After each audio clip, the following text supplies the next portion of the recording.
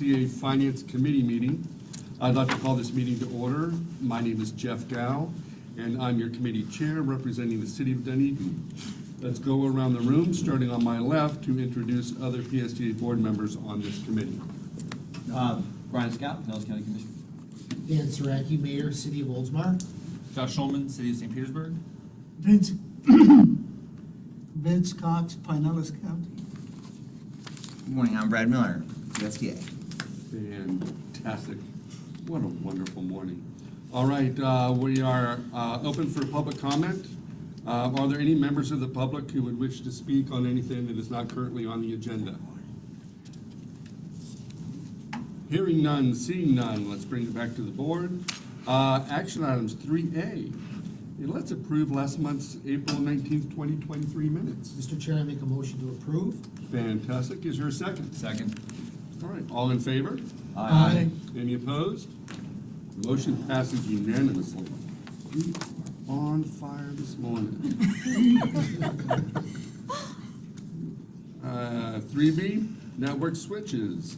PSTA's Chief Financial Officer and CFO extraordinaire, Lynn Leas, and Procurement Director, Al Burns, who will introduce himself better than I ever could, will present a contract for IT network switches. It doesn't say the extraordinary part. It's highly motivating. It One of is. you was typed on the paper. But this morning, I am actually acting as the interim CIO, Chief Information Officer. Julie Cagliostro retired last week. So I have a whole choir of IT people in the background to answer any very technical questions on this item. So our network switches are reaching the end, or have reached the end of our useful life. And these switches basically provide connectivity and transmission of data between users, between the fleet, our campus servers, and also up to the cloud. So we have a total of 70 switches that we need to replace, and we're going to phase this over the next couple years. And there's a few reasons for that. One, it allows for some minimal downtime, if any, in doing it that way. And it also allows us, from a financial aspect, to take a second look at it if need be to see if the prices can be adjusted downward. But we can lock into prices today through this action item. And we also don't want to end up in another, probably 10 years from now, looking at this like another glut of switches if we spread it out over time. Just like we do with buses, instead of trying to buy a huge amount all at once, we spread it over time. So the benefits, besides connectivity and transmission of data, is improved security and encryption with the added ability to identify and take action towards threats. The other thing is we have a lot of state-of-the-art cameras in our system now. And this allows for improved bandwidth and download capability so things aren't buffering when we do this. So it's a great project, and if you have any technical questions, I'm going to lob it over to my technical group. Any questions on this? Josh. How long do the switches normally last? Greg Williams is coming up, and he is our genius in this area. And I say, don't say that lightly. Good morning. I'm Greg Williams. I'm Senior Systems Engineer in the IT Department. If you guys have any questions about the network, I would be the guy to ask. What's the life expectancy of the switches? Probably, I would say anywhere from 7 to 10 years. And the ones that we've got out there right now, a lot of them have been out there for 17 years already. So Most of those were installed in the building originally. And I'd say 90% of the ones that we're currently using are still those original switches. They're very good equipment, but they're all in their life now. So we're replacing 19 of 70. What does that look like for then our remaining switches as far as age? Are we confident the remaining switches will hold until the next? Part of the reason that we're doing this in a phased portion is we can use the old switches that we take out, for the first phase as spares for the second and the third year. And then after the second year, we'll have all the old switches from the first 2 years we can use for spares for the third year. And that should get us by through the whole 3 years. Okay. Thank you, Mr. Chair. Kevin, 4 spare tires in your trunk. Al wants Yes, to sir. talk about Thank you, Jeff. So there's pretty wide disparity of the pricing between the different firms here. So we're just comfortable that we are gonna get the product that, Green Pages is the lowest responsive bidder. So we're just confident that we're getting the right product. Great question, Commissioner Scott. And I'll just go over the procurement considerations real briefly. In early April, we released an IFB in accordance with all our policies and procedures. We posted it on our website and on DemandStar. And there's a current theme that I'm liking from the procurement department is we're getting a lot of competition. We received 6 bids from Green Pages, iTech Devices, SHI, Rebiz, LLC, vCloud, ATSG, and two out of the 6 were deemed non-responsive because they didn't return back all the appropriate paperwork that's required. In answer to your question, there were 2 things that we always do. We make sure that the pricing is fair and reasonable. And in particular with this solicitation, we reached out to the vendor to make sure that they could get the items in the timeline that the IT department wanted it, which was September. The fiscal impact of this is approved with operating and grant funds. And on our sustainability and diversity, equity, and inclusion impact, there's a brief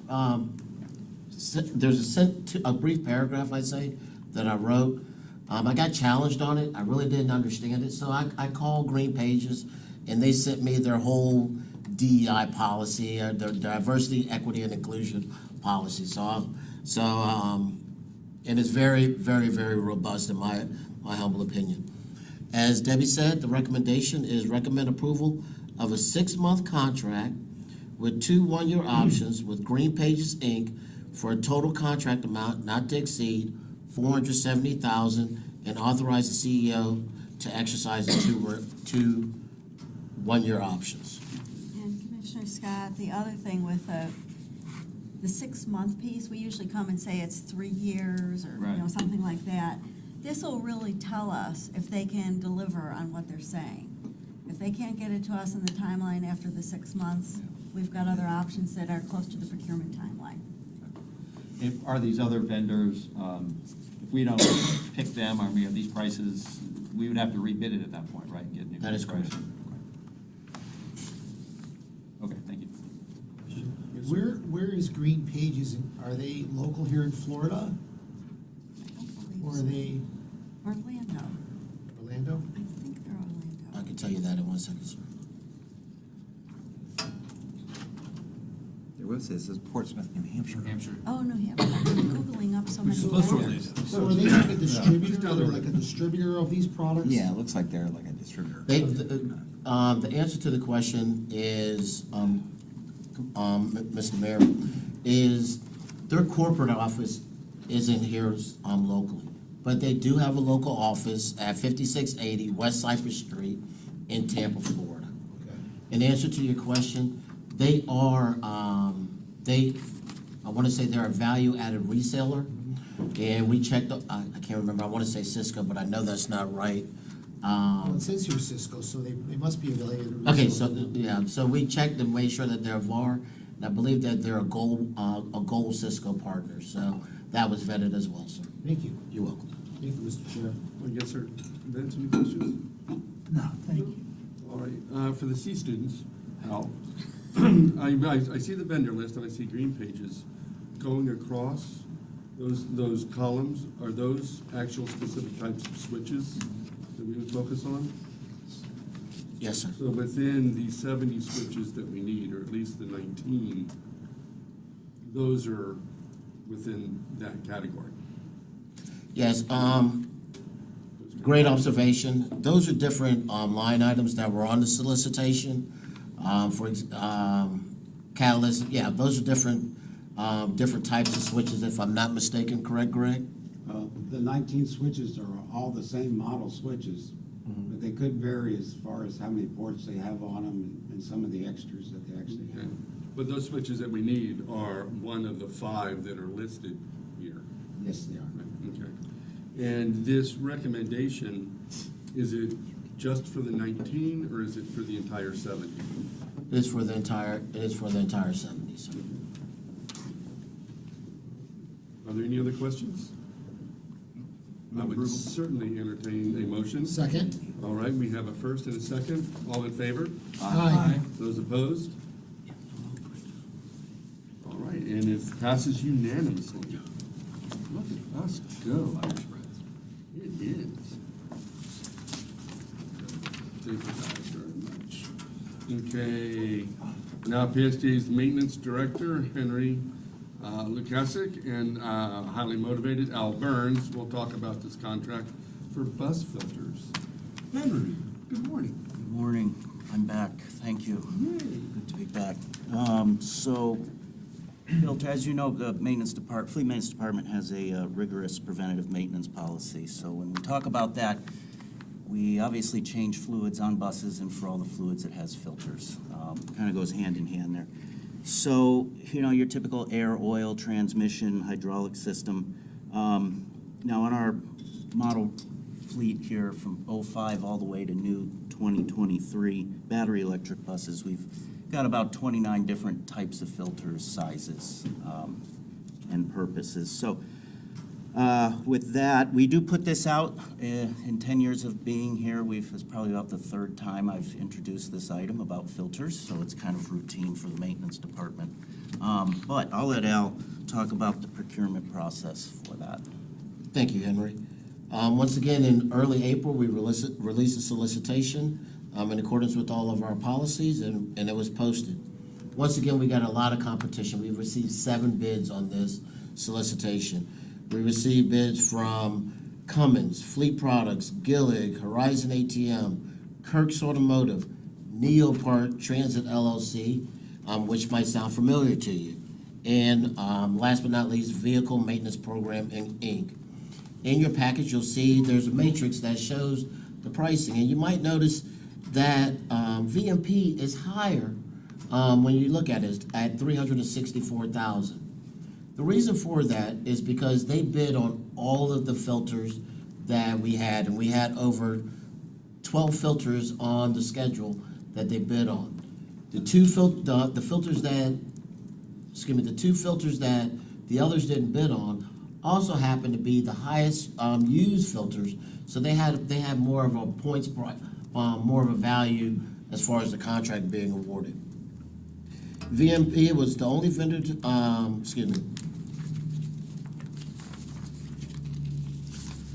last month, we did a contract modification for Neopart, where we added parts to their inventory for keeping the parts on their shelves, etc.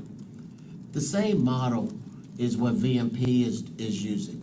They will house these filters in their warehouse, and as soon as we place the order, they will ship these ship the filters to us. They're a woman-owned business, and they also have a contract with Pinellas County School District. So they're familiar with the community. The fiscal impact of this has been budgeted and is part of our FY23 budget. When we go through the budget process, you see that there's Henry's supplies, and this is incorporated as part of incorporated into his budget. The recommendation, Mr. Chair, that we bring before you is recommend approval of a 1-year contract with 2 1-year options with Vehicle Maintenance Program, Inc. for a total contract amount not to exceed $370,000. Mr. Chair, I might add that this $370,000 is for the entire term of the contract for the entire 3 years. If there's any questions, Henry and I would be more than happy to answer them. Are there any questions? Josh? Well, Mr. Scott. I go first all the time. Actually, he does. So, Brian. Well, thank you. So Henry, what's the manufacturer of these filters? I'm assuming the VMP is just a distributor, a reseller, so who's actually manufacturing the filters? It's actually a mix. We've got OEM specific, especially for those buses still under warranty. We also use Wix, Baldwin. We use what will meet the OEM manufacturer's specifications. We do have some where the aftermarket cannot meet that specification. As you probably know, you don't want to mess with warranty because they find that you're using a aftermarket filter. So it spans the gamut. Okay. So you're just making sure you're comfortable with all the manufacturers on the list? Yes. Okay. Thank you, Mr. Chairman. Yes, sir. Thank you. So, how many different kinds of filters are there that were in this solicitation?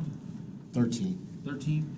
So, I realize the price discrepancies because not everyone bid on things, but from across each of those 13 different filters, how is VMP's pricing compared to the others? Were they right? Like, so on the last solicitation, we had all the different switches, and we had the best pricing on each one of those. How does that compare with on the filter solicitation? Great question, and I'm looking at the analysis that my team did, and of course, I reviewed it, and they came in lowest on all the filters. Okay, so even though their bid's higher because it has additional filters that the other ones don't, on a filter by filter basis, they were still the lowest bidder? Correct, sir. Okay. One question, thank you. Yes, sir. Thank you. And now, these are filters for all our combustion,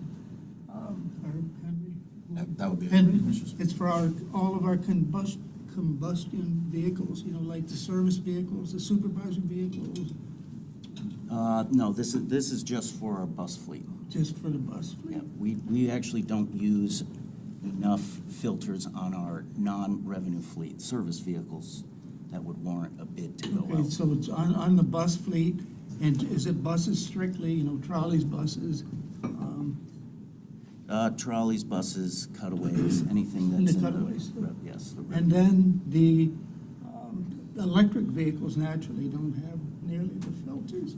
Nearly the filters, they do have a couple. Some have coolant filters, some have hydraulic filters. Our brand-new Gillig Electrics, they're so new, I haven't actually seen a filter on them yet, but there might be one or two. Certainly not to the magnitude of a combustion engine. Understood, yeah. And are they included in this, or are they separate? For the 2018-2020 electric buses we have, yes. The Gilligs are so new, we don't even have part Right. numbers yet. Right. Okay, thanks. Thank you. Yes, sir. Anybody else? You're okay? All right, if there's no further questions, I will entertain a motion. Move to approve the Second? filters. Somebody grab the first and second? Yes. We're all good. Fantastic. All in favor? Aye. Aye. Those opposed? All right, ayes have it, motion carries unanimously. Fantastic. Strategic Communications, next up, CEO Brad Miller and highly motivated Al Burns to present a consultant contract for strategic communications. Brad. Good morning, Chair. It's a great honor to present to the Finance Committee. I rarely get to do this. But I am sitting in for our media liaison, Ms. Stephanie Rank, who is on her honeymoon somewhere. So you get me instead. And it's appropriate because I work very closely with this company. So as long as, at least I've been here, PSTA has always we have two contracted partners to help us with all of our communications activities. We have a sort of traditional, what we call a marketing firm that does launches campaigns, does sort of graphic things that we want to promote public transportation, our services. And then we have a strategic communications consultant, or PR firm, that is really more oriented, handles more of the media, the local media activities, either the messages that we're trying to get out into the media or crisis communications or things like that. And so the recommendation this morning, the action item, is to award a 2-year contract with 3 one-year option with Catalyst Communications Group for a total not to exceed $390,000. This is the incumbent that we've been working with in the past, and their contract was up for renewal. And a selection committee that did not include myself, but a selection committee, as Al's going to go through, selected Catalyst to continue. Al? Thank you, Brad, and I'm honored to be presenting with Brad this morning. I don't get to do that often. In early March, we released the solicitation, and once again, it was in accordance with all of our procurement policies and procedures. We got a lot of competition again. 5 proposals we received. We received proposals from Ida Gill LLC, Bow Stern LLC, Callis Communications Group LLC, Omni Public LLC, and the Brand Advocates Incorporated. Inside your packet, you'll see the evaluation criteria that was used for this. Qualifications, demonstration of strategic thinking and familiarity with PSTA and transit, understanding approach to the scope of work, DEI, and of course, price. On April 12th, we had an evaluation committee. The evaluation committee met, and as Brad said, even though he is probably the super user of this contract, he was not on the evaluation committee for that. Staff was part of the evaluation committee, and we had 3 members of staff, all that consisted of managers and directors that participated in that evaluation process. You'll see the points. Bow Stern 897, Callis Communications 878. In accordance with the solicitation, Exhibit B, I consider Bow Stern and Callis Communications to be within the competitive range. As we traditionally do with service contracts, we had those members that were in the competitive range come in and give presentations that were evaluated, and there was specific evaluation criteria that was used. On May 4th, the same evaluation committee evaluated those presentations, and you'll see that Callis Communications, I will say that both firms gave excellent presentations in my humble opinion, but there always has to be someone that is a number 1 and a number 2. Callis Communications scored 98 points, and Bow Stern scored 60 points. Even though we are currently doing business with Catalyst Communications, the procurement staff, we still do a responsiveness and a responsibility check on them, and they are not, Catalyst Communications is not debarred or suspended or any of those bad things. The fiscal impact, is in the FY23 budget and has been incorporated as a budget item in all the previous budgets, and we anticipate that it will be in the FY24 budget. Debbie suggested that since we're bringing a lump sum amount of $390,000, she asked me a great question. Is the pricing flat over the course of the 5 years? And no, it isn't, and I included in your table where you can see where the price escalates in years 3 and in years 5. From a sustainability and DEI perspective, the Catalyst team works remote, and that affects carbon emissions as being transmitted into the atmosphere, into the community. Catalyst seeks out clients with sustainability and mission and amplifies their work. They have contracts with Ocean Conservatory, the Florida Aquarium, and Tampa Bay Water. From a DEI perspective, their senior leadership is 50% male and 50% female. As Brad said, the recommendation that we bring to you this morning is recommend approval of a 2-year contract with 3 one-year options for strategic communications with Catalyst Communications Group, LLC, for a total contract amount not to exceed $390,000. If there's any questions, Brad or I would be more than happy to answer them. Okay, I'll go first. So, so you broke out the different years, 72, 72, 78. Are those set amounts, or is it based on services we actually use during those years? Great question. This is a firm fixed price contract, so those are set amounts, sir. So if we never call them, we never need any, I realize there's always communications, but then it would still cost $72,000 That is correct. to have them on retainer. Yes, sir. That's a good way to Okay, say it. so then the next question I have is, what is we have media staff here, we have marketing and communication staff here. What are they doing differently that we can't do in-house, that would warrant having them? It's a great question. We have one media person, Stephanie, that works at PSTA. And then this firm certainly supplements what she does. Basically, she kind of coordinates activities within PSTA. You know, if we're doing like a ribbon cutting event or something like that, she'll be sort of coordinated. And then, but the firm basically handles everything outside, getting the media to show up, setting up, providing the video. They have videographers, a videographer that they contract with or have on their part of their team. They do everything. They help write the speeches for different things. I know that in sometimes in the past they've sort of maybe for crisis communications or like with hurricanes or with when we had reporters calling about the Clearwater Transit Center last year. They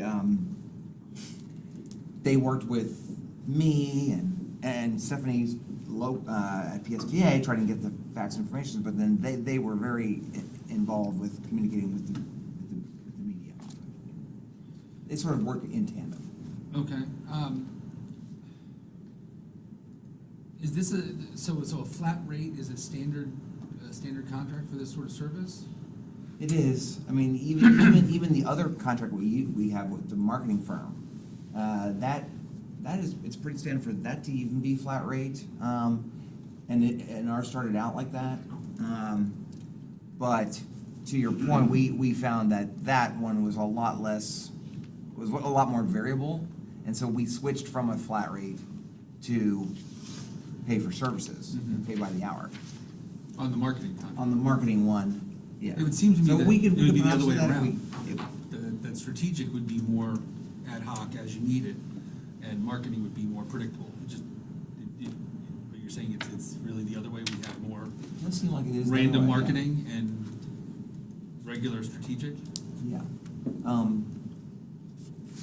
There's actually, in some sense, you know, the public relations is sort of, this contract sits in the PSA Executive Committee's budget, as do the lobbyists we have at the federal and state level, and it's required by the state to also pay your lobbyists on retainer, you know, a flat monthly fee. So maybe it kind of marries that a little bit. So are we required to have it like this, or? I don't think we just are, strategic? I don't think we are, but I just give that as a Okay. parallel. And I'm guessing in the procurement, we gave a set number. I have the breakdown of the scoring, but not the specifics. So, like the number of hours, the number of communications. I mean, what were the parameters we gave that led to the ultimate scoring? Those were all requirements in the contract. They have to provide us a monthly report of all of their activities. They have requirement to engage a certain number of times per month. Okay. All the firms that turned a proposal had to respond to that they would comply with what we require them to do. Okay. And hopefully my last question. What would PSTA look like if we didn't have this group doing the, not this group, but if we didn't have a separate vendor for strategic communications, and we just handled that as we needed on our own? Well, that's a good question. One answer I could give is I think there's a model of what we might look like, and it's about 15 miles across the bay, over at that agency over in Tampa. It is, in my estimation, it's very important for PSTA to try to maintain a good image in the community, to respond to media inquiries, work with the local media in a positive way, and I think this firm is very important to making sure that happens. And we do have, knock on wood, you know, relatively good interactions with the media about our programs. And without it, I think it's a real. It obviously becomes quite challenging. Okay. Thank you, Mr. Mayor. Vince? Thank you, Mr. Chair. Commissioner Schulman asked a lot of my questions. I'm kind of struggling with this one a little bit because I look at this as discretionary spending. You know, the previous two action items we had are, you know, those are required spending because those are maintaining our equipment. But this one here, to me, it needs to put butts in seats and have a good return on investment for the taxpayers. And I just don't really see that happening, you know, with our ridership numbers. Because we've been, you know, using marketing firms for a lot of years, and I just don't see that positive effect in terms of changing consumer behavior on that. So I'm just kind of having a bit of a hard time with this one. Well, understood, and I know that you and I have talked about that.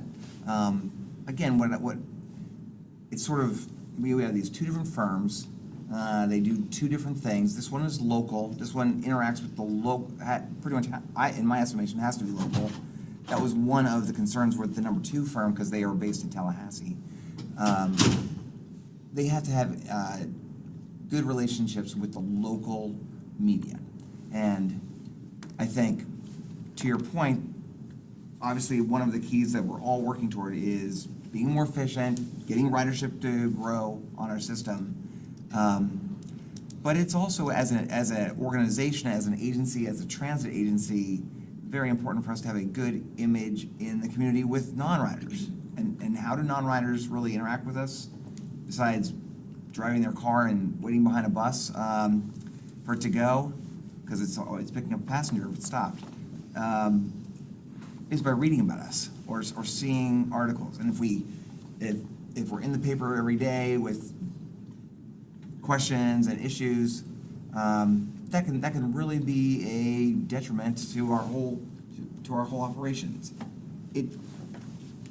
In my estimation, it's not discretionary. I mean, almost every firm, every organization in the Tampa Bay area that's regional organization like ours has some kind of entity like this. I mean, they have quite a share of the various agencies and organizations like this. So I think it's a very important part of what we do. I mean, I agree with you that a lot of the agencies use firms like this. I'm just more of a results-driven, you know, taking a results-driven viewpoint on this. So it's just where I'm coming from. Anybody else? I just have one quick thing. Looking on page 3 under the DEI, and it notes that the senior leadership and full team are both 50% female, which is a real plus. And right beneath that, it shows that the team members serve on boards and volunteer with community organizations that promote diversity, equity, access, inclusion. And they're all in Hillsborough, volunteer over at Hillsborough. And, yeah, we'd like them to volunteer in Pinellas too. Agreed. If they're gonna represent us. I heard, and I see a representative from Clearwater sitting back there, so he might be able to correct me, but I heard that perhaps the city of Clearwater is in negotiations with the same firm. I heard from the city manager. So maybe we're gonna have, Maybe he didn't hear that. maybe Clearwater will be one of their Next time you see this, Commissioner, might be. Yeah, well, we like the volunteer activities too, you know, with, and there's places to volunteer over here too. Yeah. Just I agree. suggestion. Thank you, Mr. Chair. Yes, sir. Anybody else? Yeah, as always, Josh usually takes away most of my questions as well. I do think that this is vital. It's not discretionary. That is part of a good image in the community is part of having a good business. But it needs to be good money spent on good things. To kind of follow Brian's comments. But I also struggle with it as well, just making sure that it's good money being spent wisely. How much of what they do, and it kind of follows Josh's comment, that could we bring in-house? Are we learning from these people? Are we making our own connections so at some point we don't need an outside firm? Do they give us more quality as far as helping us with our messaging, or is it more they have more bodies and we'd have to uptick our FTEs if we wanted to bring this in-house? And what is it, why wouldn't we want to do this in-house? What's the benefit of It's a having? great question, and I would say the key for me is on the quality side of the equation on that. They have, they're made up of folks that are from the media, mostly that work at their firm. They have great connections with a shocking, in my estimation, ability to connect with all these media folks. They're, as any of you who've been interviewed, the person that usually interviews you is, I don't know, less than 35 years old, usually, and new to the Tampa Bay area often, or whatever, and they connect with all those reporters. That's just not something that PSDA can afford, or we can't keep up with. That's what they do. In addition, they do, but they also provide things that we don't have staff for, and we've looked at that in the past to see where there might be overlap in where would it be less costly. And so what we're going to recommend in the budget for next year is that they provide we completely contract all of our videographer kind of services, and we've had in the past a on-site an FTE for a video person, and we're going to just rely on this contract to do that, to save money. So are they just the conduit that connects us with media, or do they represent us to the media? Both. Okay, and because branding is important for me, and when they are doing the contracting and the communicating to those media outlets, do the media outlets know that it's them, or do they think that it's PSTA they're interacting with?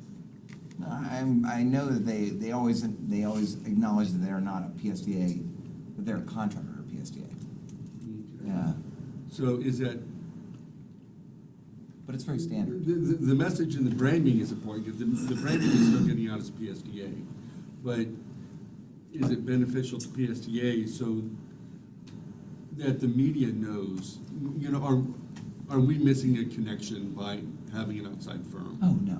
Where we could be, so that they reach out to us directly? Typically, I know I'm not wording that correctly. No, I hear what you're saying. No, typically they're not. The reporters want to talk to PSDA, want to talk to board members, want to talk to the chair of PSDA often on a lot of different things, and so they're sort of coordinating that. The finance of the chair of the finance committee, oodles. Maybe. Deep Never diving know. forward. Yeah, they are. Now that I know that you're interested, we can.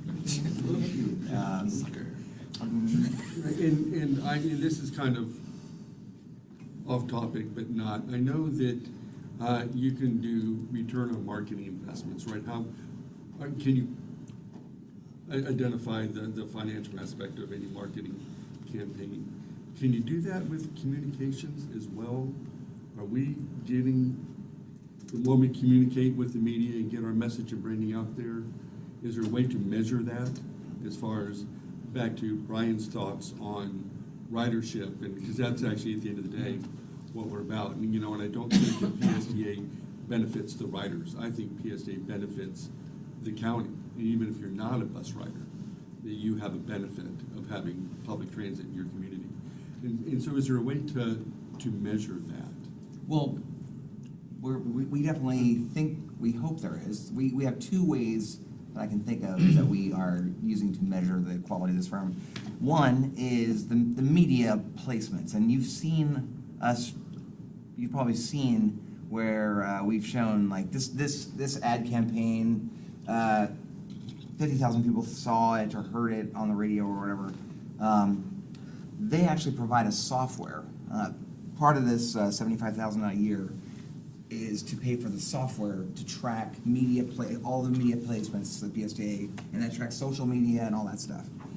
So that's one way, and it's a savings. So we used to budget separately for that software. Now we get it through them. And then two, we are separate from this contract. We do an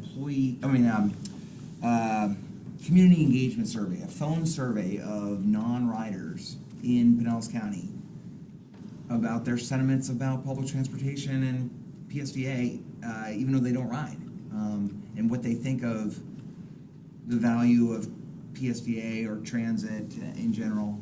And that survey, I think, is going on right now, or it's being conducted as we speak. And so that I think, more indirectly, but to your point, sort of responds to what this effort is supporting. So part of this then is some sort of data mining and analytics on what they do.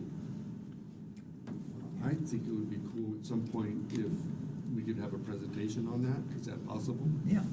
It Yeah, well, we're definitely Here's gonna what we present- do, and here's the markets we hit, and here's where we think we can do better, and here are some of the really success stories analytically on what we're doing. Yeah, I think that would be valuable at some point. Okay, but those are kind of, yes. What was the prior contract amount? Do we know what? Yeah, we'll tell you that here in a second, sir. This is an increased annual Yeah, amount, I imagine. but it's, Let me just, I don't want to guess. Okay, well, while you're doing that, I'm inclined to move this forward to the board. However, part of me wants to, so it's a 2-year contract with 3-year options. I think making it a 2-year contract and then revisiting makes sense. I think you're hearing some, I don't know if I'm prepared to say no, because I don't know that we don't need it, because I don't know exactly what they're doing. But I also think it's worth revisiting. But I also think a more detailed presentation at the board level about, here's examples of things they've done. Here's what we've gotten over the years and what we can expect going forward. Because right now I'm struggling with what are we getting? And I hear what you're saying, but I'm not internalizing what you're saying, right? Like, so it's not becoming real for me, and I'm not seeing any metrics. So, yes. The dollar amount that was approved in 2020 was $180,000, not to exceed. $180,000 for how many years? 3, Okay, so they went from 60,000 a year 72. to 72. Okay, so the 20% increase from 3 years ago. Okay. That's all I have. I don't know if I think I'd be more comfortable with removing the 3-year option so that we have a chance to come back and talk about it. And then also, even before then, making sure we get this is not on the consent agenda at the board level, but we have a chance at the board level, hopefully to get some more insight as to exactly what's happening, and we feel comfortable moving forward. And the board can always put those 3-year options back if they want. We did that with the lobbying contracts, I know, where the options had to come back to the PSA. Yes, sir. Yeah, thanks. I think it's important to note too that by doing this, we're eliminating a position, at least a videographer, correct? So that's a savings of money. Also, where you mentioned software that we were paying for before, more now, we're saving with this as well. Right. And so I think those are important things to note when we are voting on this. That's all I have to say. Thank you, Mr. Chair. I have one comment.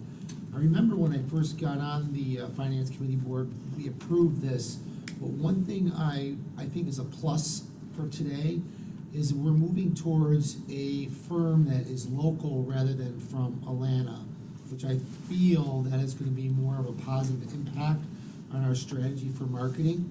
So I just wanted to add that to the conversation. Thank you, Mr. Chair.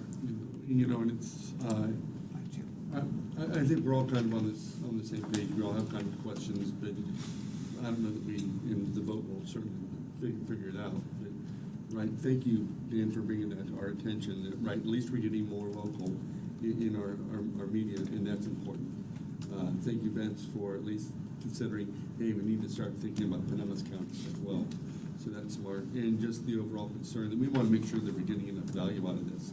So the metrics, analytics, you know, have presentation on that would be great, and certainly to bring it to the board, not as a consent item, but just so we can have the same discussion, I think would be healthy. But are there any other questions? I would certainly entertain a motion. So, Mr. Chair, I'd like to make a motion to do a 2-year contract and then have a presentation by staff and bring it back to us. Is that what you were saying? No, I'm fine if it goes to the board level. Okay. Just so that the board, All right, so when reviewing it, has an opportunity. I'm gonna recall that and just make a motion to approve. Okay. Do we have a second? I'll second. We have a first and a second. All in favor? Aye. Aye. Those opposed? I'm a no for now, but I'll keep it up in mind. All right, so that motion passes 5 to 1? Thank you, 4 to 1. Mr. Chair. I don't think Brad can vote. Oh, what a healthy discussion. Thank you to everybody for that. We are moving on to the Sunrunner expansion buses. Our final action item. It's an exciting one, according to what's in front of me, because this is a successful Sunrunner service, and it really is. We are already adding additional station near the St. Pete waterfront, and today we'll consider the recommending to use additional project savings to purchase 3 additional Sunrunner buses. Project Manager Director Abhishek Dale and Henry Lusick will present this contract. And I butchered both of those names. I am so sorry. No problem at all. Abhishek, you want to lead? Yes, good morning, Mr. Chair and committee members. Abhishek Dayal, Director of Project Management, and Henry Lukasik with me, Director of Maintenance. And we are very excited to talk about this item.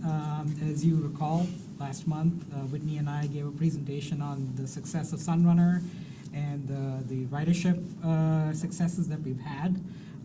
We've also reported on the significant project savings that we realized once the project was completed. So we did work with the Federal Transit Administration and our other funding partners to see if we can utilize some of those savings to make some additional enhancements to the project. And as you noted, Mr. Chair, that we are looking to add a station close to the pier. So that station will add about half a mile to the route for the Sunrunner. I also reported, along with Whitney, that we are expecting to use the additional buses to serve special events. We've seen tremendous ridership gains because of special events. To give you an example, last month during the Rays games, we actually found that at the Rays stop, the Sunrunner stop, we actually got 75% more riders compared to non-game days at the same stop. So that just shows how many people have actually used Sunrunner for the Rays games. So that's just one example of special event ridership that we continue to see people using Sunrunner for. And then this again gives us the unique opportunity to work with the partners, work with the funds that we have available. Just one time, those funds will go away if we don't use them, to be able to purchase Sunrunner buses to add more capacity, add more flexibility to provide that service to our community, whether it's to serve the new station or for the special events that I noted.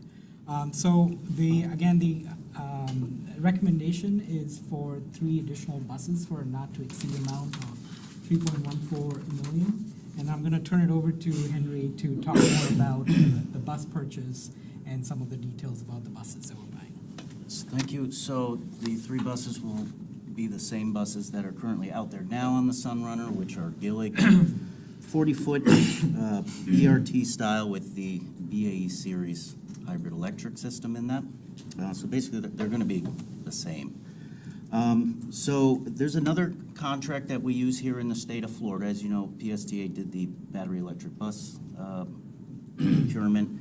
The Jacksonville Transportation Authority did the state procurement for 30, 35, and 40-foot buses that are diesel, CNG, and hybrid. So it's common, most transit agencies in Florida do this consortium bid where a lead agency goes out and does the legwork for them. It's the same process we used for pretty much all of our buses at PSTA, even the previous Sunrunners. As is a typical process for us, we order buses from Gillig as turnkey as possible, so it would be ordered with all of the graphics, the onboard technology systems, the onboard bike racks, the passenger displays. And that's really from a standpoint of practicality and efficiency. We do less as the bus is delivered. It's all done at the factory, but also as for the terms of warranty. I'm very big on warranty in terms of protection of the assets. So if you, in your packet, you will see a breakdown of the vehicle project costs, the cost of the 3 buses, and the second line item is whenever we use federal funding, there's always additional audits and inspections, a pre-award to make sure the bus meets Buy America. We always have resident inspectors at the plant watching the buses go down the line to make sure that any defects are corrected before it's delivered. But most importantly, making sure that what we ordered is what we get. And then there's other closeout documents when it comes back. So as Abhishek mentioned, total project costs for this will be $3,140,000, and if you, quick throwback for the fiscal impact and the remainder of that. Yeah, thanks, Henry. And as I always say for Sunrunner items, whenever I present it to the committee, all of these costs are fully encumbered within the project savings, so there are no impacts to the agency budget. I'm not going to be asking for any funding from Debbie for these 3 buses, and so again, the action item is to approve the order of 3 Sunrunner buses.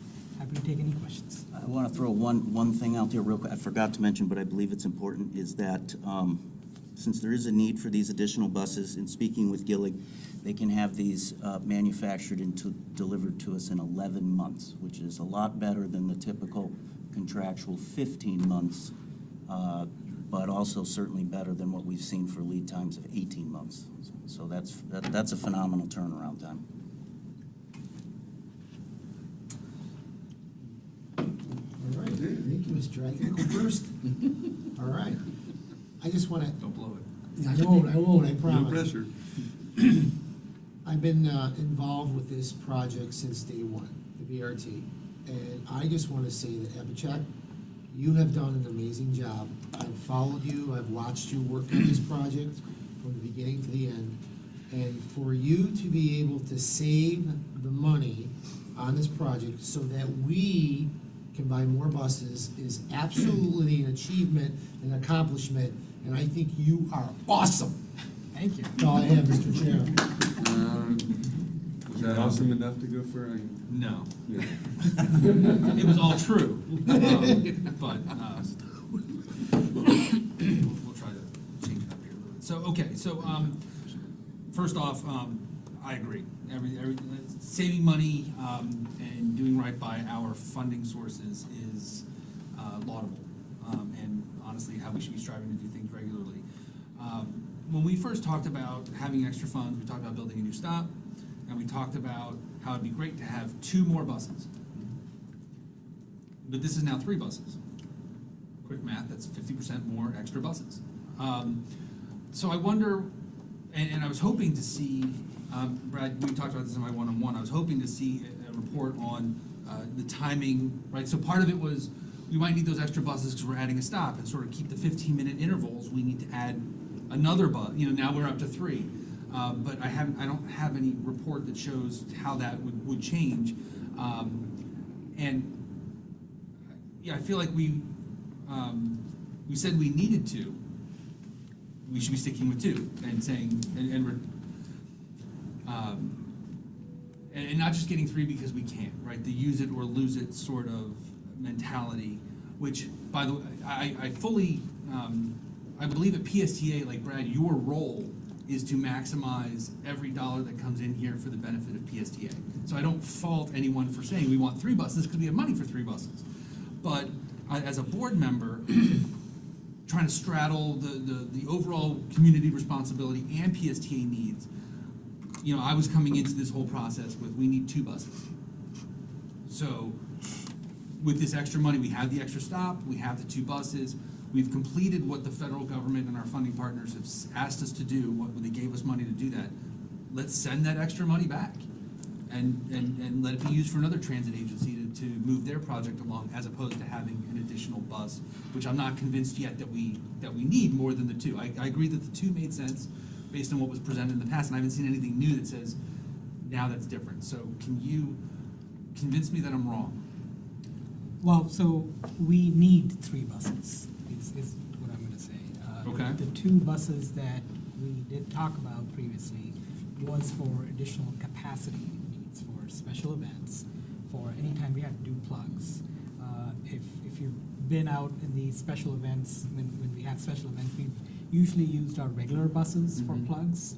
And, a lot of folks who bring bikes, they're not able to bring bikes inside those regular buses because we don't have those bike racks installed there. So the 2 buses that I mentioned previously, that was specifically just for special events, improving capacity, being able to add plugs, and make sure that we have adequate separation between buses during those events when traffic gets clogged up, and we need to make sure the buses are coming in regular intervals. The 3rd bus is what we worked with our scheduling team to understand what are the operational parameters that would result in serving that, as a result of serving that new stop at the pier. It is in downtown St. Pete. That does get a lot of traffic. And in special events, sometimes it even gets closed, so we have to detour. So based on our operational assessment, and we can certainly include that assessment into the write-up, we do think we will need a 3rd bus to be able to serve that additional stop. Okay. I would say I'd like And to. they did that analysis, just Okay. for all due respect. After our one-on-one, and you told me this, and I heard what you said, I asked Abhishek and our planning team to go and look at the schedule to make sure that we needed 3 buses. So to answer your question is, maybe you're not there yet, but we are there. We need 3 new buses. Okay, and so I would like to see a presentation that explains to me why it's 3, not 2, because that's a $1 million difference, and it's not that lower amounts would be okay, but we're not talking about $30. While I have faith in both of you and I have trust in both of you, I'd like to be convinced that it went from 2 to 3 because of some analysis that's been done. Certainly.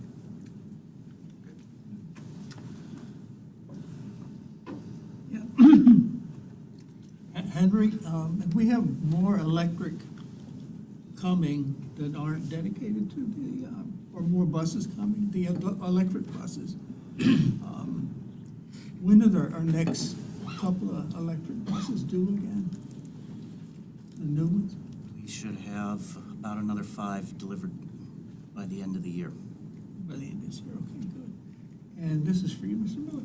And then, we've been in talks with the city of St. Pete also to maybe get some funding to extend us to November, with the free fares or perhaps beyond.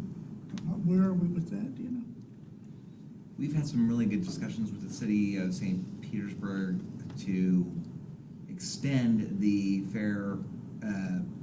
fare-free Sunrunner beyond November. We're still working on the planning date of launching fairs in November, but it looks positive, I would say, that the city of St. Petersburg at least their draft budget is going to recommend some funding to extend that further. We'll just have to see. Okay, that's all I had. Thank you, thank you. Thank you, Mr. Chair. Yes, sir. So are these gonna be fleet additions? Are we disposing of anything? They would be expansion for the Sunrunner line. So what's our current spare ratio? Today, 18.6%. That's here with PSTA. 18.6? PSTA vehicles only. Are you talking about all-inclusive? Yeah. That would be, so if including all of our purchase transportation providers as of today, 19.2%. So, Commissioner Scott, to your question that you brought up in our one-on-one about the National Transit Database showing a number, a higher number, a higher percentage of extra spare buses than we're even allowed to have, because the max we're allowed to have is 20%, according to the federal government. I showed that to Henry, and he has done a deep dive into how that possibly, and the numbers that we submitted to the National Transit Database in 2021 are not accurate. They accidentally included all of the Jolly Trolley and Looper trolleys, and those two organizations that we contract with don't use all of those for public transit, so that was a mistake. But if you take out the vehicles that they don't use for our services, you get down to what Henry's saying is the 19.2%. Now, also in the National Transit Database, which I didn't even know this, bus rapid transit is considered a separate mode from regular, so it's listed on a separate line. We're having a debate, we need to try to get clarity on from FTA whether or not I know that's the way the data is shown. It shows that Sunrunner is separate, but I'm not sure if those buses count or not. We're gonna find out Okay. on that. So, But even with this expansion 3, we will be within our 20%. Even if we do have to add those to the full fleet and our contracted fleet, we'll be within the 20%. so from a capacity standpoint, we're only stressed on the special event side of things? Yes, during the special events, or even events that happen during regular service, we sometimes have to add blood buses. But we're meeting that demand, okay? We're not struggling to meet that demand? We are struggling, because a lot of times people are not able to get on the bus because of packed buses. Even after we. I mean, we're adding buses to accommodate that, right? We are adding our regular buses, yes. So we couldn't just wrap any existing vehicles for Sunrunner and just continue to do that? We can certainly do that, but as I said, some of the bike racks, some of the amenities that we have, like the extra large, extra wide doors, we don't have those on our regular buses. So that's something that we won't have available until we get the Sunrunner buses. Could I ask? So is there anything on these buses the Sunrunner buses, that prevent them from being used on other routes? I mean, not that we necessarily would do that, but from just a fleet flexibility standpoint, I mean, we're taking existing fleet and we're moving over to Sunrunner now for additional capacity when needed. So, if needed, those Sunrunner buses could go other ways, other places. There's nothing, there's no spec on these buses that prevents them from being used system-wide. They can certainly be, repurposed somewhere else. I'm sort of where Josh is on this one. I mean, this came in under budget, which is great, but I'm also just not, country's also $30 trillion in debt. So, just from a taxpayer a good American standpoint, I'm just sort of cautious with that too, because I just don't want to spend money for the sake of spending the money. So, kind of on the fence on this one too. Just another little amusement. A lot of folks in the community have asked, I've gotten a lot of emails from riders and things asking for bigger buses. And the Sunrunner was designed originally, and all the stations were built to handle a 60-foot articulated bus, which most BRTs have. But as many of you know, we decided to go with the smaller 40-foot buses. So we did look with this opportunity to buy additional buses, whether it would save operating dollars or, because it is primarily a capacity issue, except for the station, the third bus, but a capacity issue, could we buy one or two articulated buses instead? That would be an opportunity. Henry looked into it. Gillig does not make a bigger bus, so we'd have to buy from this other company called New Flyer, and their lead time was 2+ years to get one of those in there. So we looked to exactly what you said, Commissioner Scott. The idea, could we wrap another bus and make it look like make it kind of seem like a Sunrunner? But that is actually getting the bike racks in there. It's pretty expensive to do that. Plus wait on the bigger bus. There's positives about that, but we thought, for now at least, let's just stick with what we know. And then Henry got this great delivery schedule through Gillig. It's like one time only. We don't have to get FDOT to extend the grants and stuff like that. Let's go with the things we know. And it has a great delivery schedule, no question. In fact, they're going to get new buses in 11 months. It's pretty amazing. But I guess the other piece that I'm struggling with a little bit too is just looking through the years how the fleet has grown, but the ridership hasn't grown to reflect that. So I'm just kind of struggling with that piece. So, If you were asking about the number- rest of the number fleet, I would vehicles agree. is kind of drives the budget. So, thank you. Yes, sir. Josh? So, I understand your point about the growth of the fleet, but the ridership. I would argue that Sunrunner is a different animal, and it has shown that it is growing ridership. Just the fact that we're gaining more riders than we're losing on CAT shows that we're gaining ridership in that corridor. So, I think it does need to be looked separately. I will say I'm a little cautious about. I understand we plugging in other buses when we need, but having the Sunrunner run on other routes or wrapping another bus in the Sunrunner, I think diminishes the brand and the marketing and the way we're trying to communicate that line. So I'd be reluctant to do that. And just as a follow-up, it wouldn't actually change where I am on. Any other questions?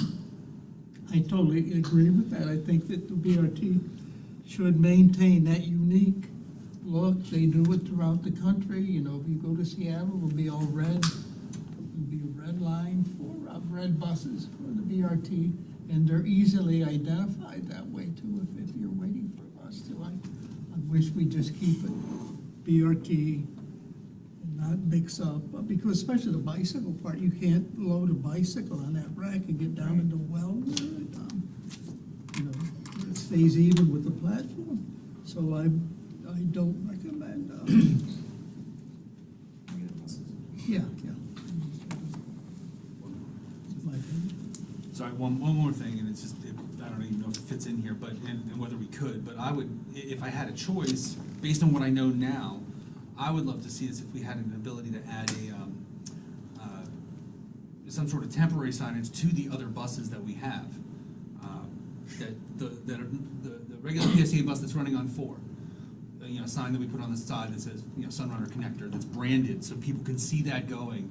And whether it's magnetic and you pull it off when they're not on that route, you put it on the 9, or that I think that would help also drive. That's a better way to market versus wrapping a separate bus, would be to add temporary signage if possible.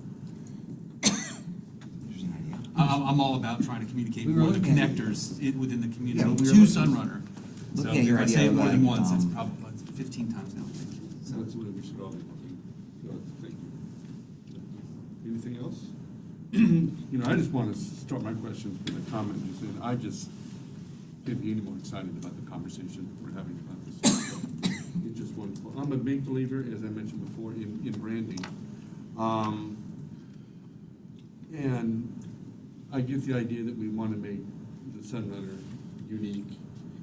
Do we want to make it unique because it's bus rapid transit or because it's a new line? Because I do struggle with the idea that the more unique and more divided we make our routes, the more we come up with this, and the inability to exchange as an entire fleet. And when you have an entire fleet and everything is the same, you can swap them out. You don't get this, well, we can't use that bus, we have to use this.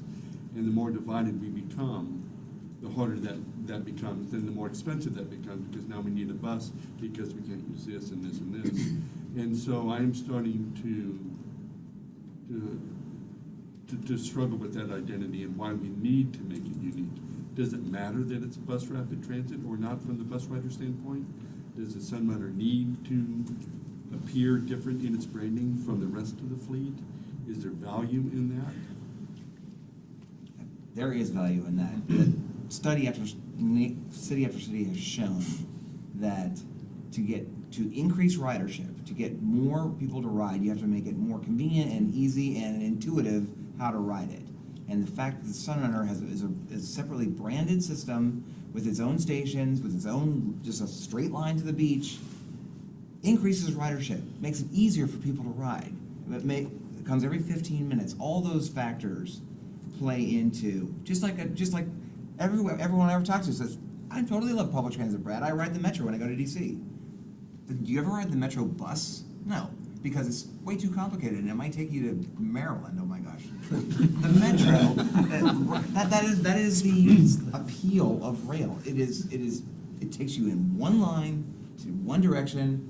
It's branded because it has tracks. Right.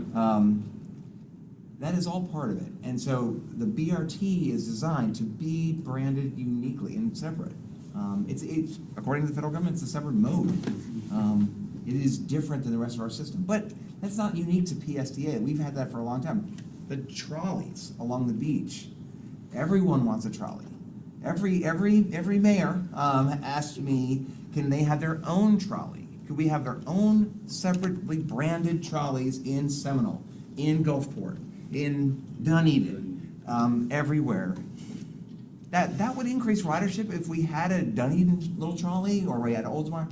That would increase ridership in that area. But to your point, that makes it very difficult for PSTA. Henry, it's a trade-off.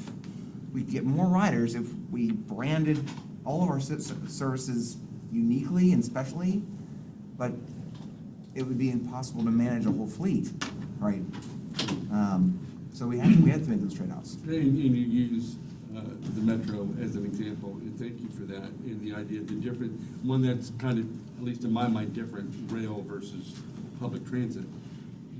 But you're, oh my God, public transit, I don't know where it's gonna take me feeling. What I don't want, you know, because I want the feeling that people have, we want people to have for Sunrunner, for the entire fleet at PSTA. I don't want them to go, yay, Sunrider, oh my God, you'd never get me on a regular fixed route bus. And so, hopefully, back to branding, that's where we want to go with the entire fleet, whether it's Sunrunner or not. Sunrunner might get you there faster, but the feeling of I'm on public transit, and it's more of a positive feeling than oh my God, I have to ride public transit. Right, and so if we can move forward to that. Now, the frequency on the Sunrunner is 15 minutes. Yes. And right now we are,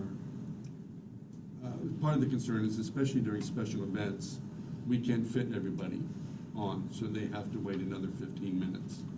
One, that's not a lot of time. And two, hopefully that's, you know, and what's acceptable? Is the goal of Sunrunner is to never, ever have anybody to need to wait for another bus? Yeah. It's the goal. Because that's a lot of buses. And so the idea, see, that's to me the benefit of frequency, is that if I miss the bus, can't get on the bus, cool, another 15 minutes. 15 minutes of TikTok, I'm on the next bus. And so what because I think there's nothing wrong with demand. And you want that.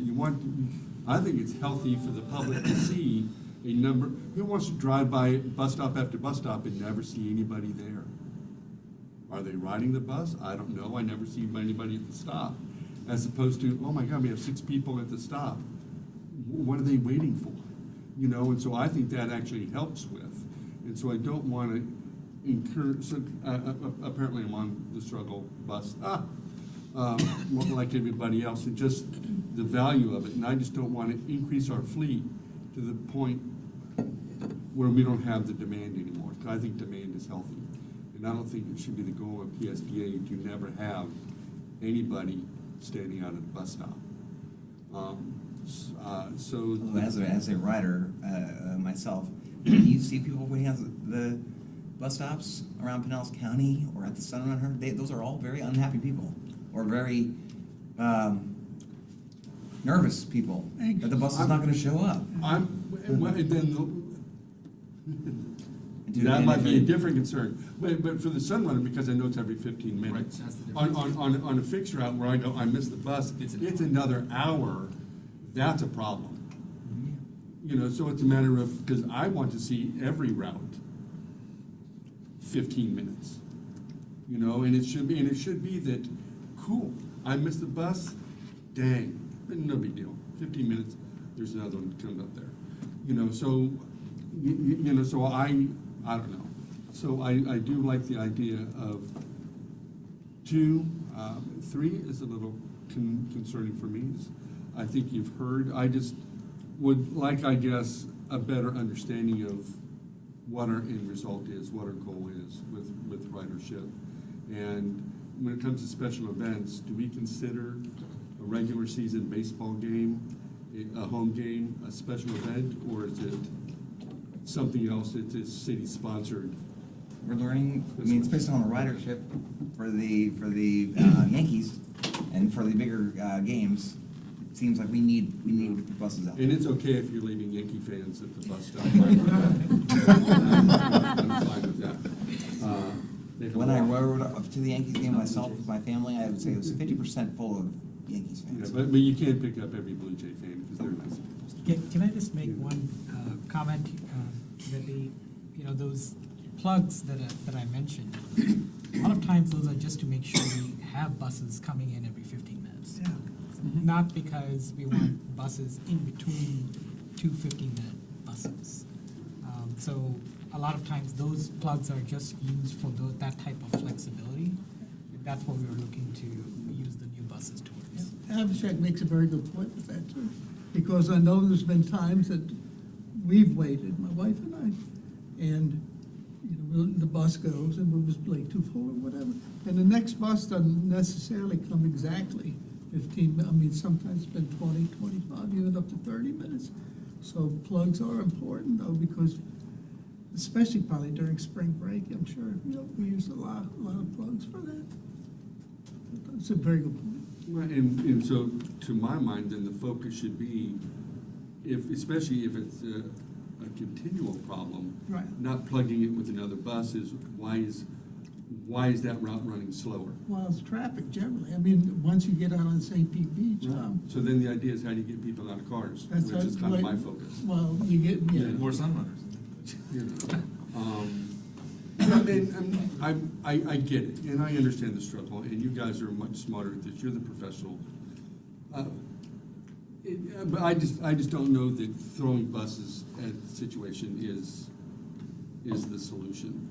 It is in a lot of cases, but not in every case.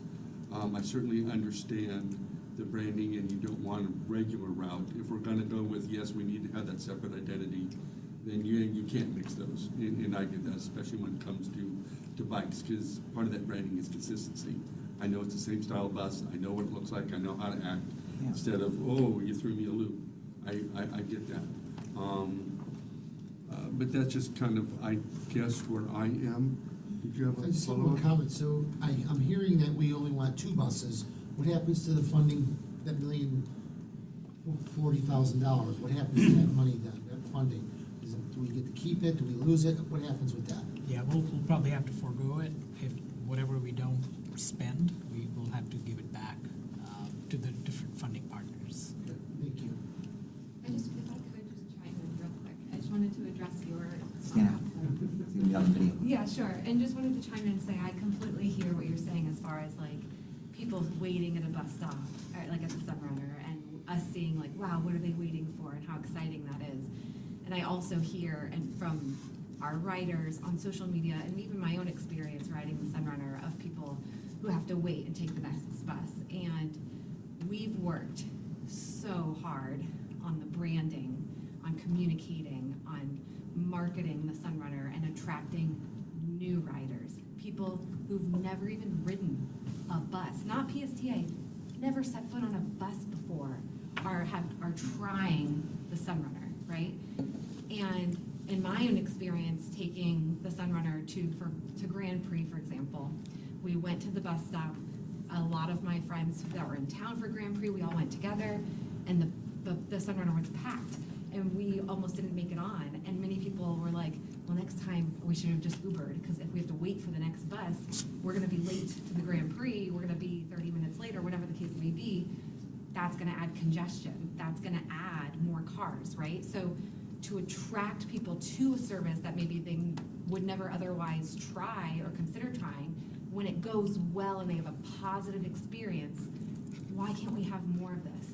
Why can't we have more frequency on other routes? Why can't we have, when's the next Sunrunner happening? What's the next thing? People get excited, they want more of it, and it's when it's a positive experience. But if they can't get on the bus, they have to wait for the next one, they're gonna just pay for an Uber, adding congestion, or try something else, or not wanna ride again. So I just wanted to add that. It was my own, from experience of the feedback we've heard from riders and the community, and trying to get more people to ride and to attract new people to public transit, to change the community sentiment about public transit in general. I just wanted to put in my own 2 cents from that experience, so. And thank you, Yeah, and of that course. has so much value. Sure. And that is where we want to be. Right. But I wonder if Publix panics every time they see one person in line, so I need to build another cash register, I need to hire. Right. Or, at some point, when it comes to customer service, trying to exceed a customer's expectations is something we should strive for. Right. But we are in a society of, we want instant gratification. Absolutely. And when, for us, that instant gratification comes at $1 million a pop, Sure. that, and if we set up the consistency at 15 minutes, Right. at what point for that customer that says, I want every 3 minutes, or I'm not riding, Sure.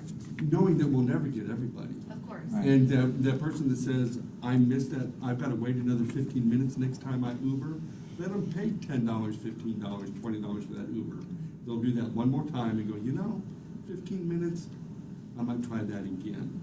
And so as long as we're offering that positive experience, always trying to keep it positive, I don't know. Now, the only thing that really keeps me going on this is I know that we're expanding the BRT lines, right? And so even if this, what I might feel is a little overreach on where we are with this line, other BRT lines coming online, right? I assume that, is Sunrunner gonna be identified just in St. Pete, that one route? Or is BRT, for every BRT line we have, is it gonna have a different look? Oh my God, I hope that's not true. That's a planning committee conversation. But if that's the case, we can just rewrap, that's not a big deal. Thank you for allowing me to speak. But thank you. Of course. Yes. So just a couple of comments. One, I wonder if the $1 million could be used to help market arterial routes to the Sunrunner in some way. If Gotta be it careful. can't, then so be it. But the other thing that I struggle with is that we're currently fare-free, and even though there's talks with the city to not be fare-free and to have them pick up, or to be fare-free and they will pick up part of that cost, we don't know what our actual usage will be if we are starting to charge fares. This may be, the buses come 11 months from now. 11 months from now, we'll be charging a fare, and we have the capacity because of a 5-10 moderate drop in ridership. So I'm not sure I'm sold on the capacity selling point at this point also. Just 2 points to your points, and I know we can talk about this for a very long time. If we get only 2, we will likely have to just change, to your point, Chair Gow, we will just have to, Sunrunner will go every 20 minutes. It will not go once we open the new station, it'll be every 20. Is that the worst thing in the world? No, but it certainly doesn't help with riders, which is fine. To your point, we thought about that. Yes, we don't know. What if the Rays move? What if the stadium doesn't go there? What if there's a million things that could happen? That's the benefit of BRT, is we could take these buses and we could make them we could just repaint them and make them into a regular bus, for PSTA on another route if we don't need them. So it's not like, yes, they are being purchased for the Sunrunner, but I mean, if things change, they can always be redeployed to another route. So it's not in that. And just kind of to Whitney's point, we do want to keep the momentum. We have a very positive ridership growth service that we finally launched. That's why we're making this recommendation.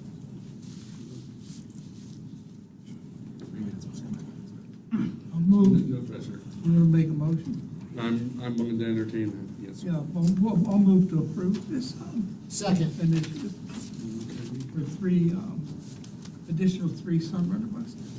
Great, I've got a first and a second. All in favor? Aye. Those opposed? Might as well. Nothing against the Sunrunner, just to explain, I'm just worried about the growth of the fleet without addressing some of the lower performing routes. And I'm still at 2 buses. That's what we were saying. We needed, so. What did you vote, Jeff? I didn't hear. I voted to recommend an uncomfortable yes on it. A squishy yes? Yes, squishy yes, just for conversations we've had, but I am against the 20 minutes. That was state 15, whatever it takes for 15. All right, so that was 3-2? All right, we are on to reports, and Josh is pressuring me on time. You got 2 minutes. 2 minutes and 32 seconds. Sorry, as I waste a moment shuffling papers, I apologize. Good morning, Julie Lucas, Director of Accounting. We created a financial summary sheet to help take into consideration the timing differences that we talk about monthly. So the intent is that you can look at the summary sheet, see the deficit and surplus information with the timing differences in play, and then when we get to the normal financials that you're used to looking at, you're just seeing the numbers as they're hitting for that particular month. Any feedback and comments on this, we welcome, because while we did it last month, we didn't get to talk about it. So any feedback after reviewing it, please pass down, and we can do whatever tweaks necessary. So as we move into March, our net deficit is $2.28 million, which is $1 million favorable to our $3.2 million budgeted deficit. This is attributed to the timing of the grant revenue and a lot of the reason for that summary sheet that we're using now. Expenses are under budget, $486,000, and that's coming from a few areas: salary and fringes, fuel, and insurance. For the year-to-date as of March, we finished with a net surplus of $38.3 million, which was $4.5 million unfavorable to our $42.8 million budgeted surplus. 2 drivers of this are the property tax revenue being $1 million under budget, and federal grant revenue being $7.2 million under budget. Again, a lot of the reason for the summary sheet. Expenses are $1.7 million favorable to budget, with salary and fringes, services expense, and miscellaneous expense pretty much carrying it in that area. and I'm happy to take any questions. Just a quick comment. I think, so on the summary sheet, what you're saying is that our current deficit, taking into account timing, we are 2.5 million deficit, whereas we should be in the budget at 3.2. Yes, Okay. Yes. And the surplus should be at 45 million instead of the 38, which is instead of showing if 38, you but we're take still in- ahead of the budget of Yes. 42.8. So Yes, exactly. it's taking out the timing or accounting for the timing, not taking, accounting for the Accounting timing. for it. We are better on our expenses and better on our revenues. Thank you. Any other comments? All right, thank you very much. Moving on, quarterly report? Thank you. Where are we?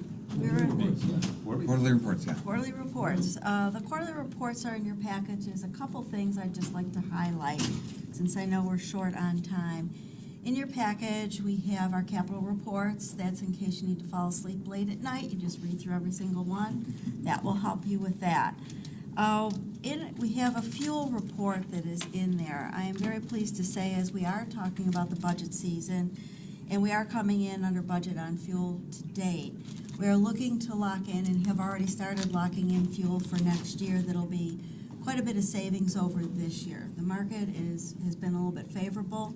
We're trying to take advantage of that, still leaving pieces unhedged, if you will, as it relates to that. The other thing that we are doing is on the reserve report, their very last page of this whole presentation is reserves restricted and unrestricted.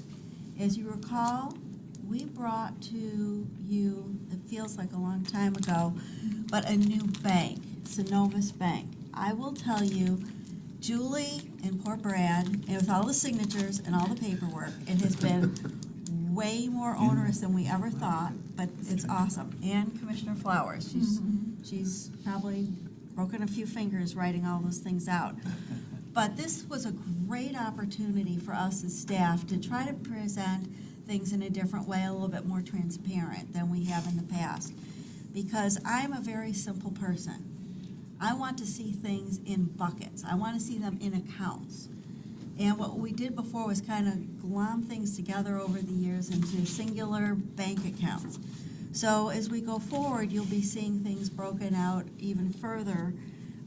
We have an unrestricted piece, a legally restricted piece, which we've talked about, that's an FTA portion, and then restricted at the board's discretion so that you can see it. There are some very small accounts that we as staff are going to set aside in separate bank accounts, for example, and that's so that people don't forget. Back when we put in a transit center at the Walmart in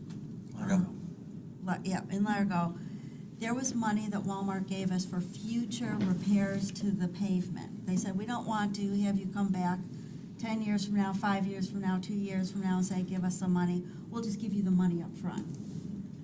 That was set aside in a separate account. We're going to keep that separate. There may be other things so that when all of us are gone, somebody will remember what it's there for and why. And again, it's not necessarily legally restricted because we had worked that through with our general counsel, but that way we know the purpose of the funding. We also have in the package, and I see Liz is here, and she's probably got some good news she might want to share as well on health insurance. So you had your quarter two claims, Liz O'Hara, Deputy Director of Human Resources, in your packet. You can see not much has changed. It kind of stays steady. Our base plan is still the most utilized plan with our high deductible coming in second. The current claims for our base plan is sitting at about 58% for quarter two, and our high deductible is sitting at 19% for quarter two. We do have renewal right around the corner, and our insurance broker is working on some really good news for us that we should be able to bring to you next month. But it is looking like it's going to be favorable for us and our employees in the renewal process. If you have any questions, Debbie might be able to answer that a little better with the renewal. I can't, but yes. So, quick question, Yes. Mr. Chair. So the health insurance report, is that in the quarterly reports? It should be. It's not coming up in the PDF that I'm looking at when I search for health. think I got anything. So Oh. I was looking for it, so I didn't have it in. Thought it was My just a summary. apologies I printed if there is a summary to that in the very beginning part, and I apologize if I didn't send that to you, Rachel, because Liz did a great job putting it all together. And we are seeing more and more people go to the high deductible. So while our costs each year may be going up a little bit with the high deductible, it's still significantly under what we're paying in premiums for the other programs. And we always. We'll go ahead. we can put it in there. Okay, so that, because I would like to look at that, and I appreciate the report, but that was a lot of numbers all. Yeah, all at once, sorry. The other question I have was about Synovus Bank, the investment slide. We have, and I don't know if I'm reading this right, the asterisk says Synovus accounts earn credits towards offsetting banking fees of 2.5%. So we were earning 2.5% on our money market cash reserves and then paying them 2.5%? Is that what It's it a means? compensating balance, so So we're that not, so we're earning zero.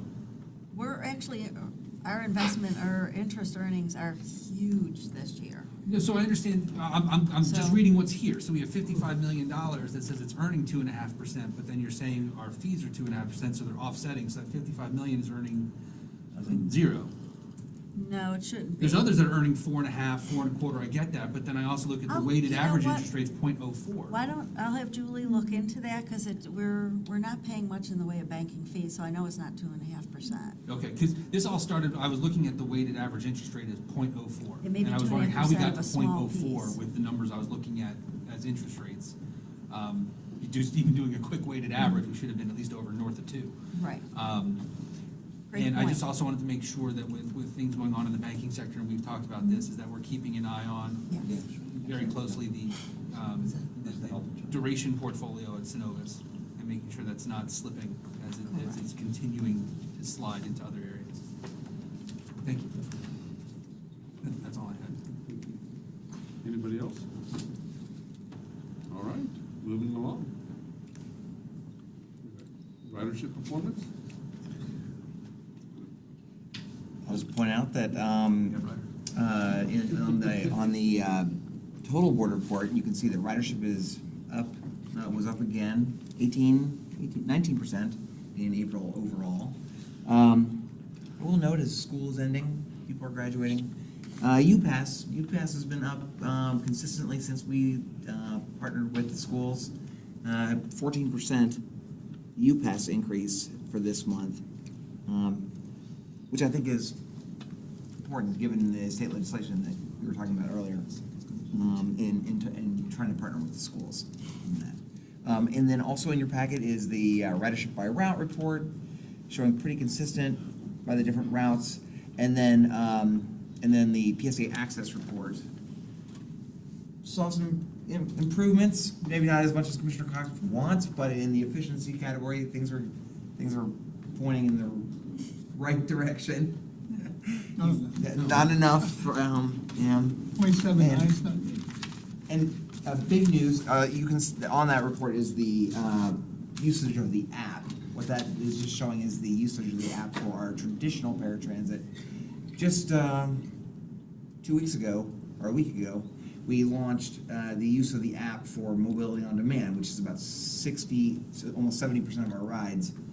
And that is now, now all of our customers on PSA Access can use an app, which is, they love it, because then they can make their reservations on the weekends and things when our phone line is not open, or at middle of the night, or whenever they want to. So we think that's a great customer benefit too. Just a real quick comment, won't keep everybody long. Phase 2, if we could look into the PSA access accountability metrics here. And to the left, future software features. And phase 2 is the TNC and taxi integrations, which I assume is for MOD. Yeah. Correct? Yeah. So is that, I mean, Those how's are- that going? How's the phone calls? Because I had heard from some customers that there's real pretty long wait times now on MOD. And In the month of March, yes. But those have they improved? likely improved. They definitely improved in the month of the data on that I got on the April, and then in May it's much better. So the TNC and taxi integrations, those are all now done. So now all of basically phase 2 of bringing on MOD is now complete. We are billing-free, thank God. And we now are doing everything as planned. And then we may look at, as I've heard you and I discuss in our one-on-one, that we may look at increasing that copay. Yeah, that's right, yeah. So for the next fiscal year, we're looking at two things maybe on the mobility on demand to kind of manage the demand better. Right. Is, I don't know, kind of the opposite of a frequent flyer, but if you take more rides, then your price would go up. And then maybe at some level that you would just be capped on a daily number of rides you can take. I mean, that makes sense because Yeah. they're expensive, those rides are expensive, and especially if they're going a distance, you know, Clearwater to St. Peter, whatever. Okay. I have other stuff, but I won't take any more time. Is there anything else? Thank you, Brad. All right. Well, Julie, Debbie, Brad, thank you guys for your reports, appreciate that. In the interest of time, unless there is something crucial, I will skip over other business. And the next meeting will be June 21st, 9 a.m. We're adjourned. Great job, Mr. Chair. Well, no, my time management, sorry guys, help me keep on track. Where you go? We didn't do a summer. We ran out of time. I got 3 questions. Maybe I'll.